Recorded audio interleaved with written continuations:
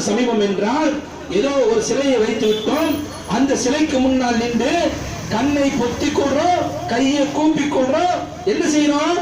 நமக்கு முன்னால கடவுள் இருக்கு அப்படின்னு சொல்லி சத்தம் போட்டு அந்த கடவுள்கிட்ட கேட்கிறோமா? இல்லையே. எப்படி கேட்கிறோம்?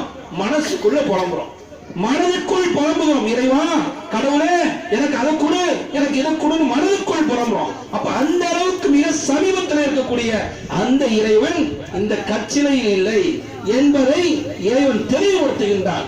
மிக சமீபத்தில் இருக்கக்கூடிய அந்த இறைவனைத்தான், அந்த இறைவன் தான் தன்னை பற்றி அறிமுகப்படுத்துகின்றான்.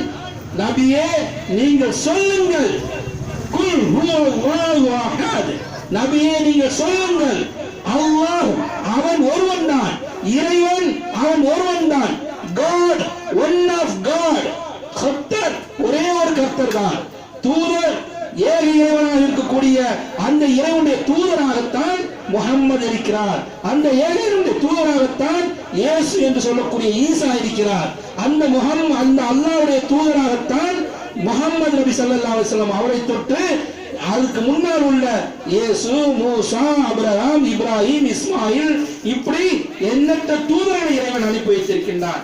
அந்த தூதர்களில் இறுதி தூதராக வந்த முஹம்மது நபி ஸல்லல்லாஹு அலைஹி வஸல்லம் அவர்கள் மூலமாக சொல்கிறான், குல், நபியை நீங்கள் சொல்லுங்கள், அல்லாஹ் கடவுள், இறைவன், தெய்வம் ஒரே ஒருவன் தான், அல்லாஹு ஸமத், அல்லாஹ் எவ்விதமான தேவையற்றவன், அவனுக்கு எவ்விதமான தேவையும் இல்லை, லம் யலித், அவன் யாரையும் பெறவே இல்லை, வலம் யூலத், அவன் யாராலும் பெறப்படவும் இல்லை, வலம் யகுல் லஹு குஃபுவன் அஹத், அவனுக்கு நிகராக ஒருவரும் இல்லை என்பதை இறைவன் தன்னுடைய டெஃபினேஷனை சொல்லி காட்டுகின்றான். எனவே கண்ணியத்திற்குரிய